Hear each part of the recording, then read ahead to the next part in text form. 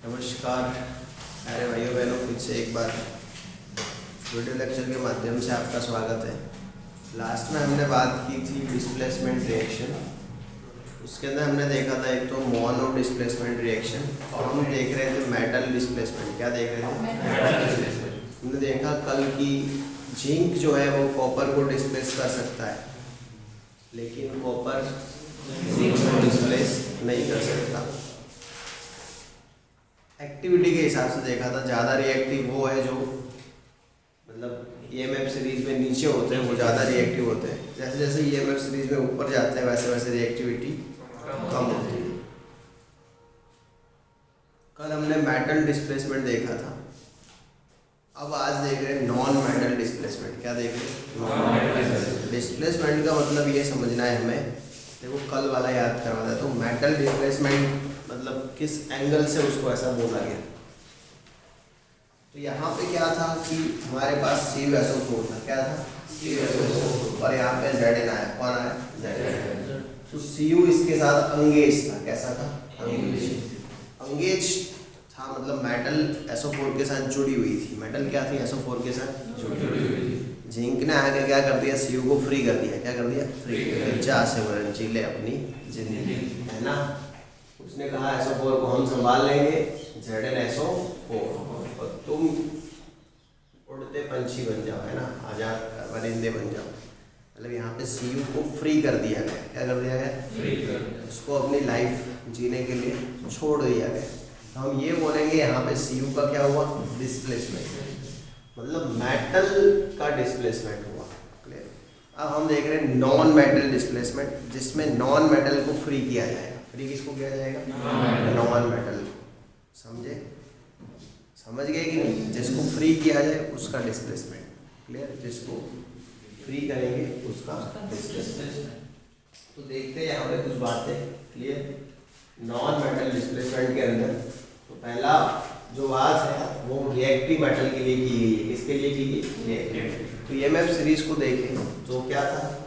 ले कटरीना कोई नहीं, बस नहीं सही है। ले कटरीना कोई नहीं, पर नहीं तक जाओ, मेरे आगे वहाँ नहीं जाना है ना। कहाँ जाना है? नहीं। तो नहीं तक जो है उनको ज़्यादा एक्टिव मेटल बोला जाता है। क्या बोला जाता है? ज़्यादा एक्टिव। कौन सी मेटल ज़्यादा एक्टिव है? तो ध्यान रखना, ले कटरीना कोई नहीं, इनको मोर रिएक्टिव कहा गया है। कैसा कहा है? More reactive.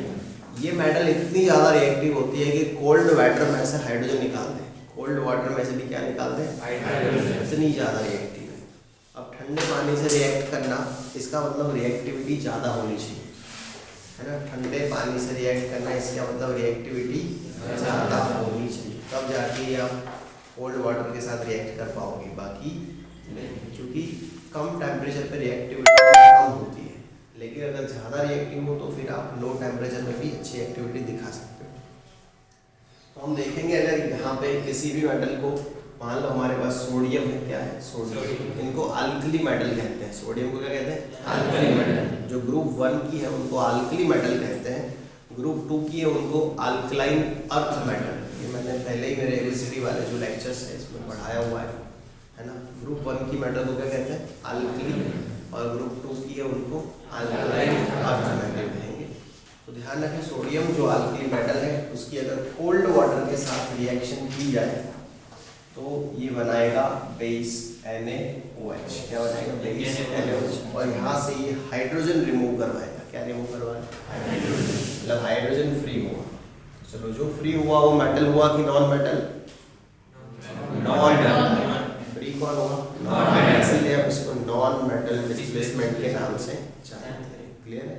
चलो बैलेंस कर देते हैं। बैलेंस तो करना आता ही होगा। चलो आप लोग करो बैलेंसिंग। क्या आएगा? यहाँ पे Na1 है तो यहाँ पे भी एक Na है, बराबर। यहाँ पे O1 है तो यहाँ पे भी 1 है। यहाँ पे हाइड्रोजन 2 है, उस तरफ हाइड्रोजन 3 है। तो हम क्या कर देते हैं? इसको 1 ऑफ कर देते हैं। हो गया ना? अब इस तरफ भी 2, इस तरफ भी 2। चलो, अगर हमको 1 ऑफ वाला पसंद नहीं है तो पूरे रिएक्शन को क्या करेंगे? 2 से मल्टीप्लाई। अगर हमें 1 पसंद नहीं है तो हम पूरे रिएक्शन को क्या कर देंगे, 2 से मल्टीप्लाई। तो क्या होगा, 2Na plus 2H2O gives 2NaOH plus H2, क्योंकि 2 into 1 तो 1 हो जाएगा। अब देखो सही है, हो गया ना, क्लियर है। तो ये नॉन मेटल डिस्प्लेसमेंट हुआ। चलो एक और रिएक्शन देख लेते हैं कैल्शियम के साथ। किसके साथ, कैल्शियम। चलो कैल्शियम है और यहाँ पे हम कोल्ड वाटर ले रहे हैं। क्या ले रहे हैं, कोल्ड वाटर। ये बनाएगा CaOH ट्वाइस। क्या बनाएगा, CaOH ट्वाइस। बेस बनाता है, कैल्शियम +2 होता है, OH -1 होता है, CaOH ट्वाइस बनना ही चाहिए। तो ये सब चीज़ें हमने ABCD ऑफ केमिस्ट्री में देखी है। अगर आपको नहीं समझ में आ रही ये बातें तो मेरे ऑलरेडी लेक्चर है यूट्यूब पे ABCD ऑफ केमिस्ट्री, वो एक बार जरूर से देखें आप लोग। जिनके भी रह गए वो लेक्चर वो एक बार देख लें, है ना। CaOH twice plus H2 balance करो।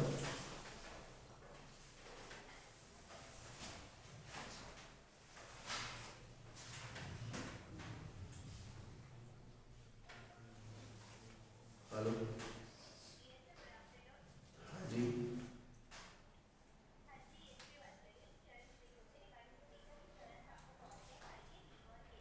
मैं ले लिया, मैं न्यू इंडिया का।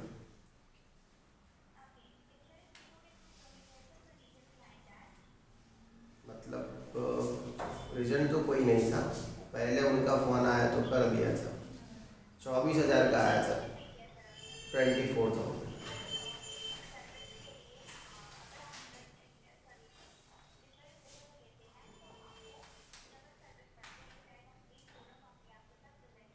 सही है, लेकिन हाँ, sure sure sure, sample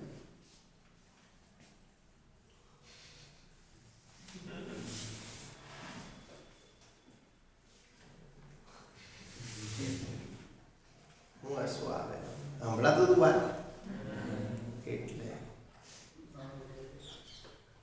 sample તો કહેવું પડે ને, બિચારી આટલું પ્રેમથી કીધું તો ભાભી બી નહીં કહેતી। થઈ ગયું ને, આ તો હું ક્લાસમાં હતો નગર લંબી ગયા છે। થઈ ગયું ને, ઇશારામાં આવી તમારી જોડે હું લમણા લે થોડી વાર કંટાળો આવે ને, આવું ફોન આવી જાય ને ખેંચે રાખીને, એટલે નવરો આવું ફ્રી હોઉં તો ને એમાં બી આવું ગમતો અવાજ આવે તો બાકી નહીં। सही आवड़ से। चलो क्या क्या क्या इसका खाली यहाँ पे हो गया, बाकी सब ऐसे कैसे। चलो हो गया, तो ये था बात, बराबर।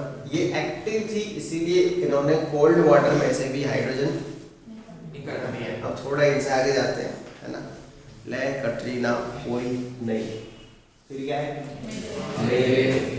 आगे जुओ, बस मैं होशियारी नहीं करता हूँ, ये बराबर यहाँ तक बराबर। तो ये है ना, मतलब लेस रिएक्टिव होती है। कैसी होती है, लेस रिएक्टिव कहेंगे हम इसे, मतलब ना कम एक्टिव ना ज़्यादा एक्टिव, ठीक ठाक एक्टिव है, क्लियर। Less reactive. ये लोग जो वाटर का स्टीम होता है, क्या होता है, स्टीम वाटर, समझते हो ना। मतलब हॉट वाटर बोल सकते हैं, जो भी वेपर फेज में चला गया है वैसा वाटर। अभी स्टीम मतलब वेपोराइज वाटर की बात चल रही है, उसके अंदर से ये लोग हाइड्रोजन निकाल सकते हैं। किसके अंदर से, वाटर स्टीम में से हाइड्रोजन निकाल सकते हैं, क्योंकि कम रिएक्टिव है। कोल्ड वाटर के सामने रखा जाएगा तो ये हाइड्रोजन नहीं निकाल पाएंगे, क्योंकि इतने ज़्यादा एक्टिव नहीं है। इनकी औकात है कि ये स्टीम वाटर में से ही हाइड्रोजन निकाल पाए, क्लियर। इससे आगे जाने पे तो फिर वाटर में से हाइड्रोजन निकाल ही नहीं पाएंगे, स्टीम क्या, फिर तो जल जला लगा दो तो भी कुछ नहीं होगा। मतलब ज़्यादा हॉट वाटर होगा फिर भी कुछ नहीं कर पाएंगे ये, समझे कि नहीं। हाँ, इजी है, यस, सब कुछ इजी है अगर ध्यान से देखा जाए।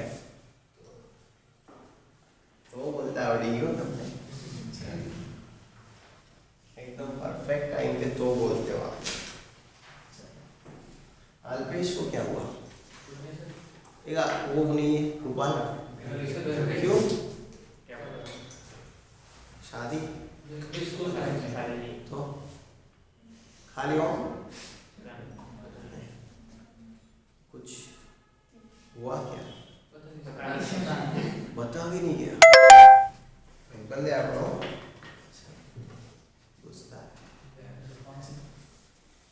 ये स्टीम के साथ रिएक्शन करेंगे, खास करके हम लेते हैं Mg और Fe को। ऐसा नहीं कि एल्यूमिनियम जिंक नहीं कर सकते, कर सकते हैं, वो भी कर सकते हैं। चलो पहले बात करते हैं Mg की, और हम लेते हैं स्टीम वाटर। क्या लेते हैं? Steam water. बात करते हैं Fe की, और उसके अंदर भी लेते हैं स्टीम वाटर। मतलब यहाँ पे जो पानी है वो स्टीम वाटर है, मतलब गैसेस फॉर्म में, ऐसा कह सकते हैं। तो इसके अंदर से हाइड्रोजन लेगा, वही बात है, बेस बनाएगा। क्या बनाएगा? MgOH ट्वाइस, और क्या पैदा करेगा यहाँ पे? H2। ये बनाएगा अपना FeOH ट्वाइस। पता है 2+ वाला Fe है, 3+ वाला नहीं है, 3+ वाला आगे था। और क्या बनाएगा? हाइड्रोजन। बैलेंस आप कर देना। तो यहाँ पे भी हाइड्रोजन बाहर निकल रहा है, तो इसको हम नॉन मेटल डिस्प्लेसमेंट ऐसे नाम से जान सकते हैं। बोलना बच्चे धीमे धीमे मतलब ब्रिलियंट हो रहे, तो बोलना आ गया है, बोलना आ गया।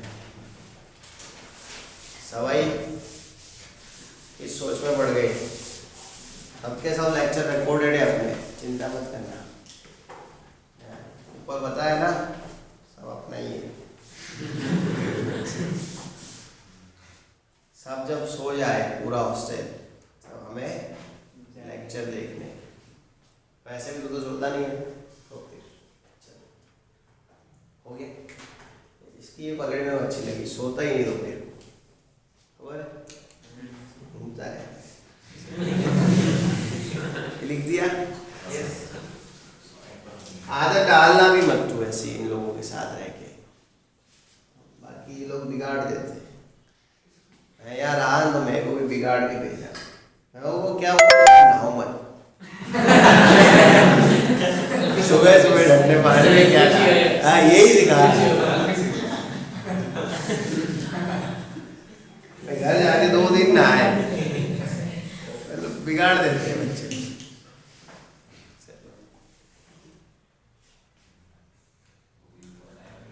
बोला नहीं यार,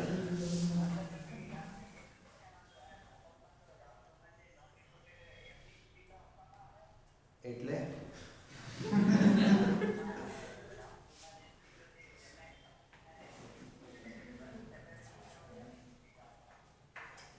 જેને કોઈ જગ્યાએ એડમિશન નહીં લીધું એમને જ આવશે, બાકી ના નહીં આવે.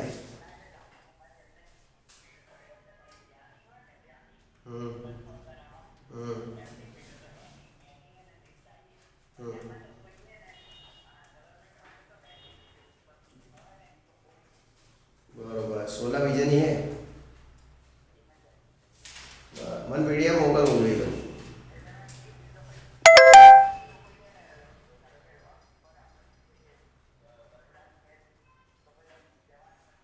ना तो भाई कोई मीनिंग नहीं है एन मतलब आग ऊपर ऊपर थी नहीं हलचल एम एन मतलब एवो से हो जाए हलचल थी बड़ी नीचे थी.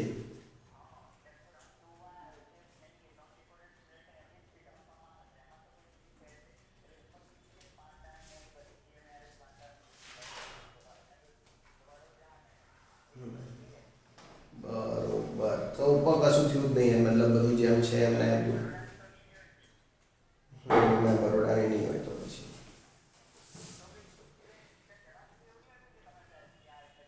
ના ના કશું નહીં એવું થોડી કરી શકે એવું ના કરે જવાનું હોય તો ક્યારે કઈ તારીખે રાખ્યું એ લોકોએ પ્રોગ્રામ હતો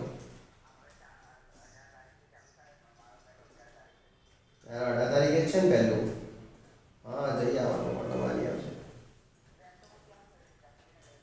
બસ એટલે હાલ ગાંધીનગર જ છે તું. બરોબર એટલે કોલેજમાં હાલ તું તારા માસીને ઘરે છે એમ ને. હાલ મારું કોલેજ બાજુ જાય ને તો એવું પૂછાવું તું કે જે લોકોએ ડોક્યુમેન્ટ આલ્યા હોય એમને પાસપોર્ટ કઢાવવા માટે ડોક્યુમેન્ટ પાછા જોઈતા હોય 2 દિવસ પૂરતા તો શું કરવાનું.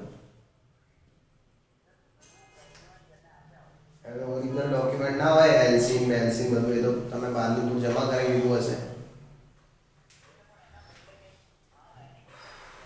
હા અને કોઈને પાસપોર્ટની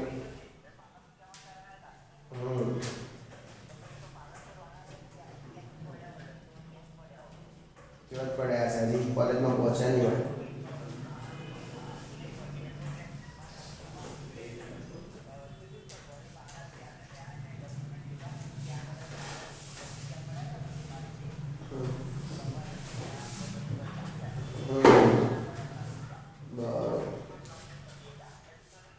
બરોબર. હા વાંધો નહીં. તું કેટલા દિવસ છે ગાંધીનગર? હે બસ તો વાંધો નહીં. આપણે કદાચ કોઈ કામ પડે ત્યાં તો મોકલું જતો આવશે. બીજું શાંતિ એને જતો આવજે ઓલા રાઉન્ડમાં, કશું વાંધો નહીં. એ કેન્સલ ના કરે.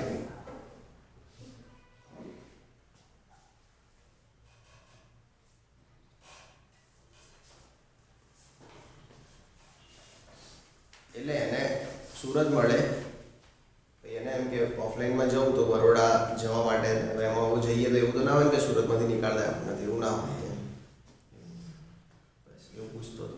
ભાઈ આ તો પ્રથમ માટે પૂછ્યું એને પાસપોર્ટ કઢાવવાનું હોય ને એટલે એ રચ્યો જ છે. પ્રથમ આજ પાલનપુર ગયો ને હવે એ પાલનપુર પૂછશે બધા કે પાલનપુર વડા આગળ ગયા આપણે ધક્કો ખાવાની જરૂર નહીં. હારે તો બેઠો જ છે એને મૂકીને પૂછાઈ જે હશે ઇન્ફોર્મેશન લઈ લઈશું. हाँ स्टीम का खत्म हुआ, अब थोड़ा इससे आगे आते हैं. स्टीम से भी आगे बढ़ेंगे.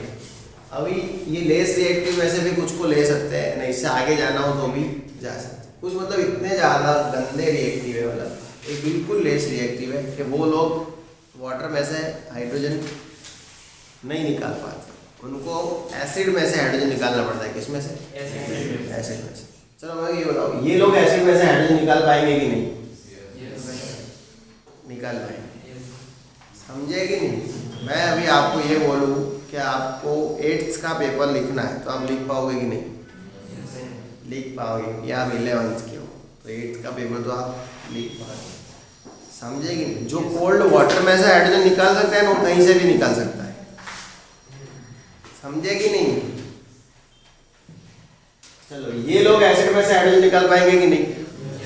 निकाल पाएंगे. ये लोग कोल्ड वाटर में से हाइड्रोजन निकाल पाएंगे? नहीं. आपको मैं बोलूँ कि 12th का पेपर लिखना है तो भी चड्डी का साइज. हाँ समझे? 9th का बोलूँ तो लिख देंगे. हाँ चले. अरे जो एसिड में से हाइड्रोजन निकाल पाता है वो स्टीम में से निकाल पाएगा? सबसे नल्ले वो है जो एसिड में से हाइड्रोजन निकाल रहे हैं. क्लियर? इनको कहीं भी भेज दो हाइड्रोजन निकाल के आएंगे. इनको स्टीम और एसिड में, और एसिड वाले सिर्फ एसिड में से, और कहीं से भी हाइड्रोजन निकाल नहीं पाएंगे. क्लियर है? चलो तो आगे देखते हैं. अब ले कटरीना कोई नहीं मेरे आगे जो फिर पीछे है. कुत्ता आगे वाला और ये जो है से आगे है ना, जो है से आगे वो तो एसिड में से भी नहीं निकाल पाएंगे. ले कटरीना कोई नहीं मेरे आगे जुओ फिर पीछे है. अब इससे जो आगे है ना वो तो एसिड में से भी नहीं निकाल सकते, किसी में भी से वो हाइड्रोजन निकाल नहीं सकते क्योंकि हाइड्रोजन यहाँ है. तो जो इसके पीछे वो इतने रिएक्टिव है कि हाइड्रोजन को डिस्प्लेस कर पाए. हाइड्रोजन से आगे उनकी रिएक्टिविटी कम है, वो फिर हाइड्रोजन को डिस्प्लेस नहीं कर पाएंगे. क्लियर? समझ रहे हो? इसीलिए वापस इन्हीं मेटल में से लिखेंगे हम, मतलब इनमें से ही किसी को सिलेक्ट करेंगे और ज़्यादा आगे जा सकते नहीं. फिर आप ये मत सोचना कि वो कोल्ड वाटर वाले वापस क्यों आने लगे, स्टीम वाले वापस क्यों आने लगे. आ सकते हैं क्योंकि वो हर जगह काम कर सकते हैं. क्लियर? ओके. तो मान लो Mg प्लस HCl या फिर Zn प्लस क्या लें? HCl. तो Mg प्लस HCl लेंगे तो ये एसिड है, एसिड में से हाइड्रोजन निकाल के क्या बना देगा ये MgCl plus H2. Zn plus HCl क्या हो जाएगा? ZnCl plus H2। मैं कॉपर को बोलूँ कि भाई कॉपर प्लस HCl तो क्या होगा? No reaction. क्या होगा? No reaction. तो कॉपर की औकात नहीं है कि वो एसिड में से हाइड्रोजन निकाल पाए। समझ रहे हो? क्लियर हो रहा है? जो जितना जल्दी निकाल पा रहा है हाइड्रोजन वो उतना ज़्यादा रिएक्टिव है। कितना रिएक्टिव है? ज़्यादा। जिसकी कैपेसिटी कम हाइड्रोजन निकालने की उसकी रिएक्टिविटी उतनी कम। उसी के ऊपर से एक ऑर्डर आपको दिया है कि भाई जिंक, कॉपर और Ag बराबर, इन तीनों को बोला कि आप एसिड में से हाइड्रोजन निकालो। और रिएक्टिविटी में फिर पता चला कि जिंक की ज़्यादा है, फिर कॉपर की, फिर Ag की। हमें खाली ऐसे ही खाली पढ़ लेना है, बुक में लिखा हो। बाकी हमें तो पहले से ये वेब सीरीज पर से पता ही था कि जिंक ज़्यादा रिएक्टिव होता है, उसके बाद कॉपर और उसके बाद Ag। वो हमने कल देख ही लिया था। समझे कि नहीं? बाकी ये तो खाली इसको हाँ, इसकी हाँ में हाँ मिला रहे हैं। बाकी कोई थियोरेटिकल है नहीं हमारे लिए ये सब चीज़ें, इसीलिए हम इसको याद रख के घूमें। बाकी ये तो नॉन मेटल डिस्प्लेसमेंट दिया था तो ऐसे ही खाली देख लिया। क्लियर? इजी है? ओके, एक और देखते हैं नॉन मेटल डिस्प्लेसमेंट के अंदर। ये समझ में आ गया? तो आगे बढ़े। ओके, चलो।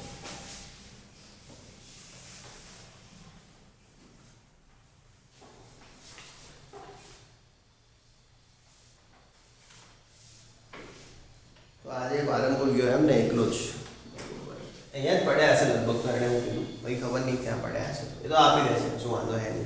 બધાને નીકળાવો પાસપોર્ટ, क्या निकला नहीं? दुबई જવાનું? ચલો હાલી જાઓ, ફરી બોડી જવા મળે પછી આપણે નાઈ જવા પડે, ગુજરી જઈએ તો હું નક્કી હે, પણ નક્કી હે કહેવાય આને ભાઈ, ફરી આવવાનું ના तो मुक्ता तो ना है पाड़ क्या मुक्ता नहीं, क्या मुही ना पाड़ू साहेब मुक्ता नहीं। जो हवे क्यों था कौन को जाए प्रथम एक लो है था ओपन नहीं था मजा तो उड़ा उड़ा मुक जाएगी मना ये तो मुक से क्या होता है?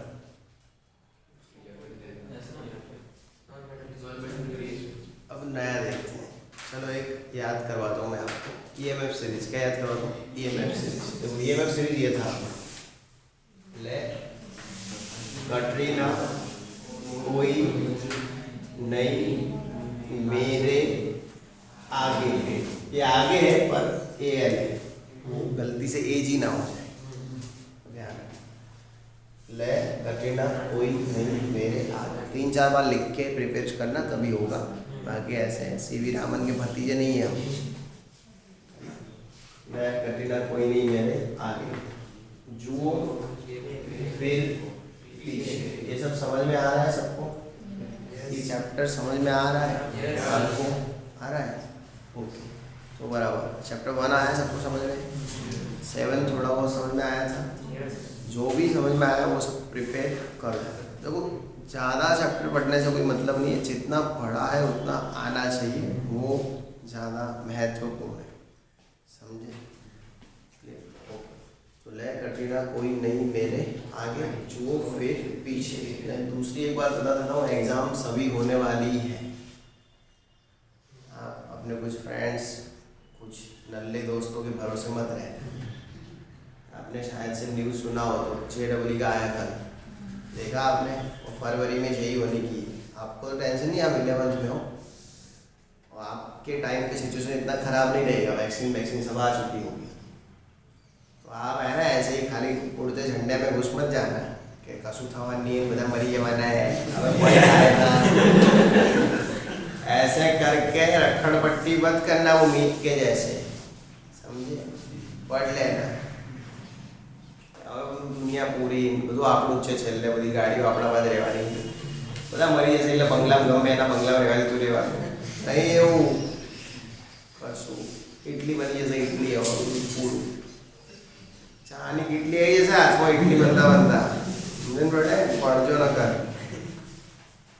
એટલે એવા આપણા જોતા ના પાછા નહીં ખબર પડે લગા અમુક ને તો એવા સપના આવતા છે ચોપડી લઈને વાંચવા બે એટલે આજ બધું ઉજે આ બધું પૂરું થઈ જશે હું કરવાનું પડી ના સવાય तो ऐसा सोचना मत कशु कहीं थवान नहीं તમે પૂરા થઈ જાવ ના પડે ભણજો છો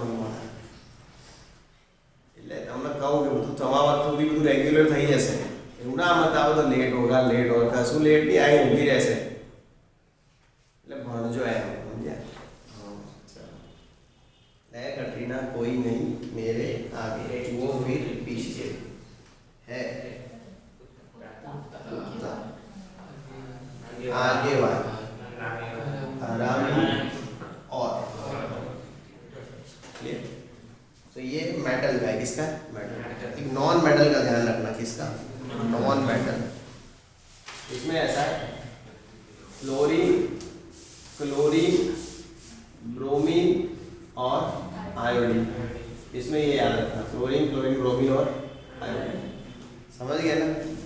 तो इसमें फ्लोरीन है ना वो आयोडीन को रिप्लेस कर सकता है, फ्लोरीन किसी को भी रिप्लेस कर सकता है, समझेगी नहीं। वो तो कल समझाया था नीचे वाला ऊपर वाले की बैंड वजह से। फ्लोरीन चाहे तो आयोडीन ब्रोमीन क्लोरीन किसी को भी रिप्लेस कर सकता है। आयोडीन नहीं करेगा, ब्रोमीन आयोडीन को करेगा, क्लोरीन क्लोरीन को नहीं करेगा, क्लोरीन ब्रोमीन और आयोडीन को करेगा, फ्लोरीन को नहीं करेगा। फ्लोरीन सबकी फाड़ देगा, समझे, याद रखना, क्लियर। तो ये नॉन मेटल का है, किसका है नॉन मेटल। कौन किसको रिप्लेस करेगा। ये जैसे EMF सीरीज मेटल का है वैसे EMF सीरीज नॉन मेटल का है। मैं आपको ऐसे ही दिखा रहा हूँ, बाकी तो दोनों का एक ही होता है, लेकिन आप छोटे हो 11th में हो इसीलिए मैंने आपको दो अलग अलग दिखाए, क्योंकि बच्चे छोटे हैं एक साथ देखेंगे डर जाएंगे, इसीलिए एज छोटी उम्र छोटी दिमाग छोटी, साथ ही साथ लंगोट दी समझिए। अभी तो आप पोतड़िया पहनते हो, क्या पहनते हो पोतड़िया, छोटे बच्चों को पहनाते हैं पोतड़ी। अब ध्यान से समझना कैसे है ना। KCl अपने पास क्या है KCl और Br2 आया, कौन आया Br2। ओके ऐसे बोला कि तुम मुझे एक्सेप्ट कर लो और Cl को छोड़ दो। क्या ब्रोमीन Cl और K के बीच का ये रिश्ता तोड़वा पाएगा नहीं। देखते हैं अगले एपिसोड, नहीं तोड़वा पाएगा। क्यों? क्योंकि ब्रोमीन की औकात नहीं है कि वो क्लोरीन को रिप्लेस कर पाए। तो आंसर आएगा यहाँ पे नो रिएक्शन। ऐसी सीरियल आती है पता है क्या, CID कातिल को पकड़ पाएगी। यस, इसीलिए तो सीरियल बनेगी। वो CID वाले जबरे हो माने बेटे, कैसे भी करके पकड़ लेते कातिल को।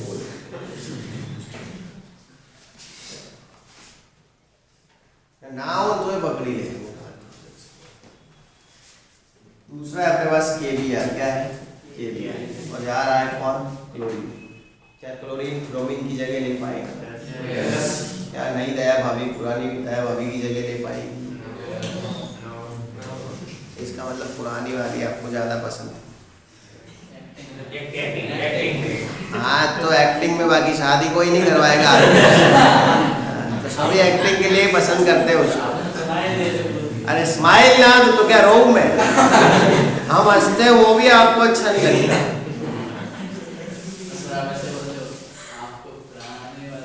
ऐसे बोले ही नहीं, आप लोगों की सोच ही नेगेटिव होती जा रही है। KBr प्लस Cl2, इतने बुरे बनने लगे हो आप लोग हर सर के साथ रह रहे। Cl2 तो यहाँ पे Cl रिप्लेस कर देगा ब्रोमीन को, बोलेगा हमें जाना है K के पास, है ना। तो क्या बनाएगा KCl और इसको बाहर निकाल देंगे, तू बन जा Br2। बैलेंस कर देना। बैलेंस में तो समझ में आता है। चलो यहाँ पे ब्रोमीन कितने हैं? 2 हैं, तो इस तरफ कितने करने पड़ेंगे? 2। यहाँ पे क्लोरीन 2 है तो इधर भी। समझ रहे हो? सही से पता चलता है रिएक्शन होगा कि नहीं। चलो एक रिएक्शन है, आप करवा के देखो हो रहा है कि नहीं।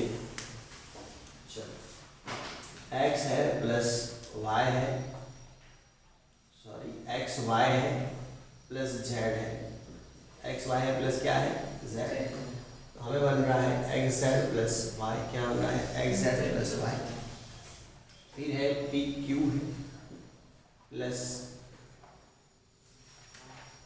और डब्ल्यू है, तो हमें मिल रहा है नो रिएक्शन। क्या मिल रहा है?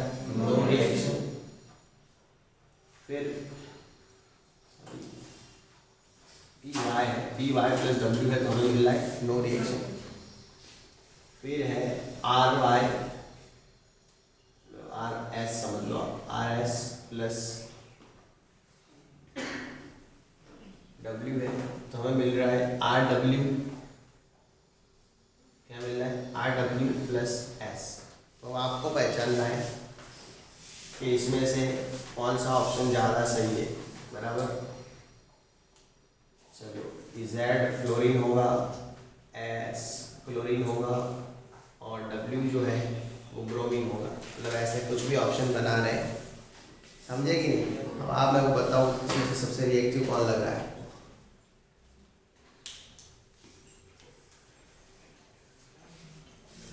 मतलब कौन फ्लोरीन होना चाहिए, कौन क्लोरीन और कौन ब्रोमीन? वाई फ्लोरीन होना चाहिए। देख के बताना, थोड़ा सोच के। कौन क्लोरीन होना चाहिए, कौन फ्लोरीन और कौन ब्रोमीन?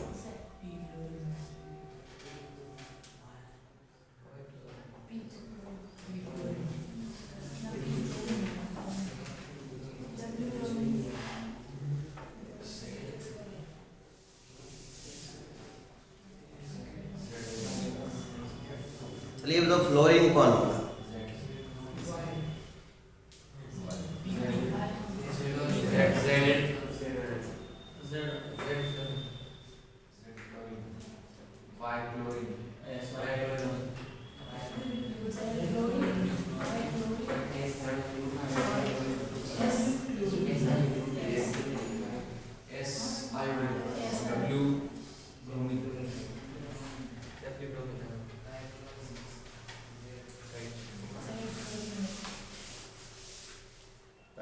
Z क्या होगा? फ्लोरीन, क्योंकि वो रिप्लेस करके आ गया।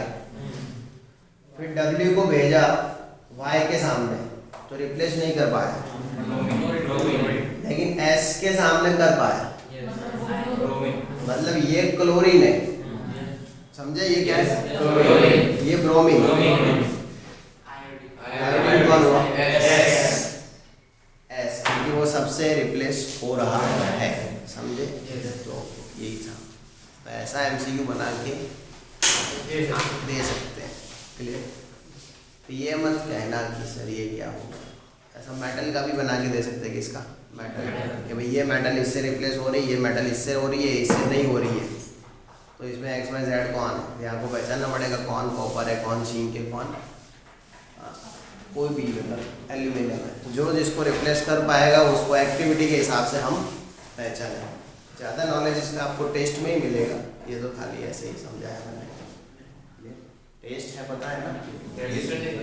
नेक्स्ट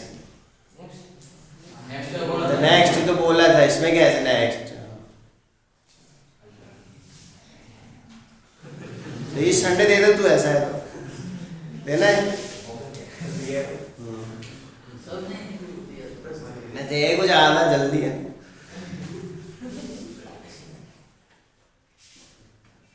बस ये अभी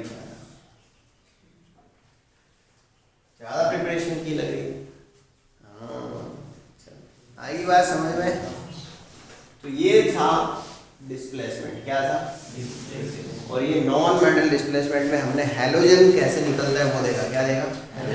यहाँ पे चला गया है यहाँ से। मैं देखा यहाँ पे क्लोरीन कैसे निकला था, ब्रोमीन निकला था, देखा ना? चलो इसके बाद का रिएक्शन क्या है? डिस्प्रोपोगेशन। क्या है? डिस्प्रोपोगेशन। तो ये एक स्पेसिफिक रिएक्शन है। क्या है? स्पेसिफिक रिएक्शन है, यूनिक रिएक्शन है ऐसा बोल सकते हैं, अलग ही लेवल का रिएक्शन है ऐसा भी कह सकते हैं। यहाँ पे क्या होगा, एक ही एलिमेंट उसका ऑक्सीडेशन होगा, उसी का रिडक्शन, मतलब सिंगल एलिमेंट वो ऑक्सीडाइज भी करेगा और वो रिड्यूस भी करेगा। मतलब एक लाठी में दो शिकार, है ना, ऐसा कुछ आता है, एक तीर में दो शिकार। हाँ ऐसा कुछ आता है, इस साइड ऐसा है। चलो हम तीर बिगाड़ते ही नहीं शिकार करने के लिए। चलो तो बात ये है कि भाई यहाँ पे ऑक्सीडेशन भी होगा और रिडक्शन भी होगा एक ही एलिमेंट का। क्लियर? तो उसको बोलते हैं डिस्प्रोपोगेशन। क्या बोलते हैं? डिस्प्रोपोगेशन। तो ऐसे कुछ रिएक्शन है। एक तो है H2O2 का, किसका? H2O2 हाइड्रोजन पेरोक्साइड का। किसका? Hydrogen peroxide.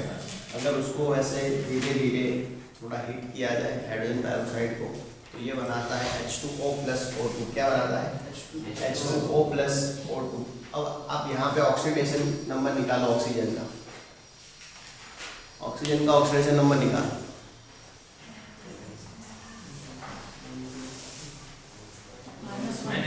-1। Very good. यहाँ पे ऑक्सीजन का ऑक्सीडेशन नंबर क्या है? -1। चलो यहाँ पे निकालो ऑक्सीजन का, -2। बहुत अच्छे। यहाँ पे ऑक्सीजन का 0। अब आप देखो बेटा कि यहाँ पे -1 से -2 हुआ, कम हुआ बड़ा?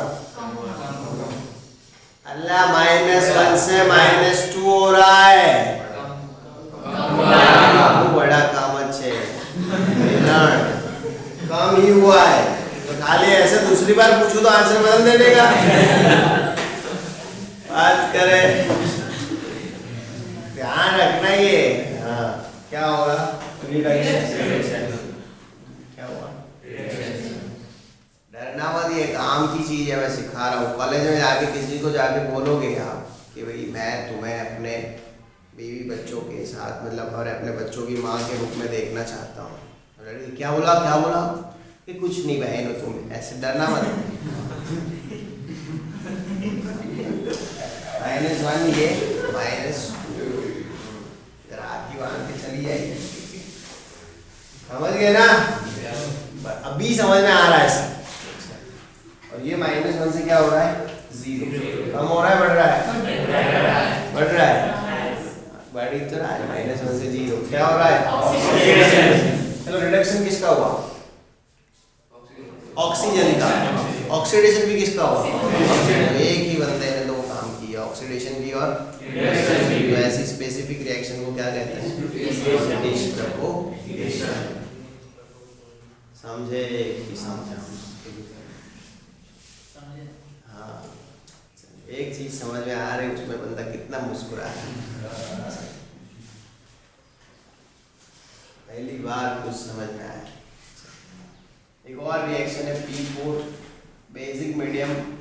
P4 बेसिक मीडियम, इसमें से बन रहा है PH3। क्या बन रहा है? PH3। और एक बन रहा है H3PO2-। यहाँ पे फॉस्फोरस का ऑक्सीडेशन नंबर निकालो, यहाँ पे निकालो और यहाँ पे निकालो।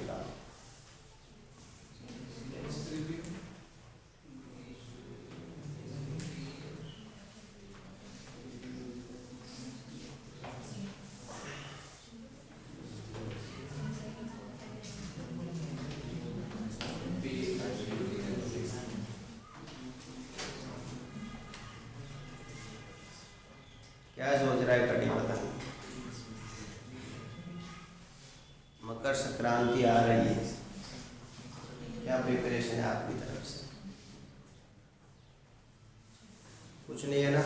ओके, मैं लेके आऊँगा, किन्ना बांध के दे देना।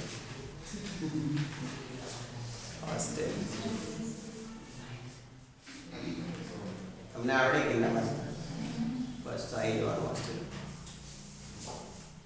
एक ही तो फेवरेट त्योहार है हमारा।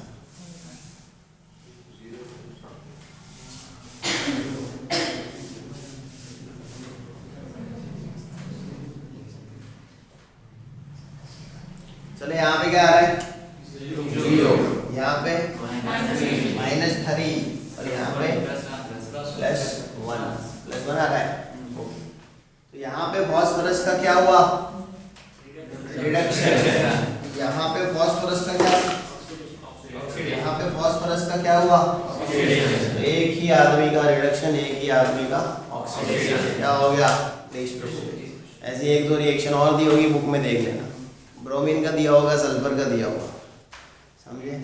अब सब यही दे दूंगा मैं, तो फिर टेस्ट में क्या पूछूंगा, इसीलिए सबकी सब यहाँ पे दे नहीं रहे। क्लियर। तो ऐसी होती है डिस्प्रोपोगेशन रिएक्शन। पहचानना होता है कौन सी रिएक्शन डिस्प्रोपोगेशन है। डिस्प्रोपोगेशन रिएक्शन आर रेडॉक्स और नॉट। बोलोगे सर एक ही आदमी का है तो, अरे ऑक्सीडेशन और रिडक्शन तो है नहीं, एक का है, दो का है, तीन का, आपने क्या लेंगे। जहाँ ऑक्सीडेशन रिडक्शन दोनों है वो रेडॉक्स है, चाहे एक आदमी का हो चाहे आधे आदमी का। अपने को पटे में टांग नहीं डालनी, अपने को खाली डेफिनेशन फॉलो हो रही है, रेडॉक्स बोल देना है कि नहीं। चलो समझ गए। तो यहीं तक अपनी बात थी। टाइप्स ऑफ रिएक्शन यहाँ पे ख़त्म कर रहे हैं। वीडियो को लाइक करें, शेयर करें, पर सब्सक्राइब ना ही करें।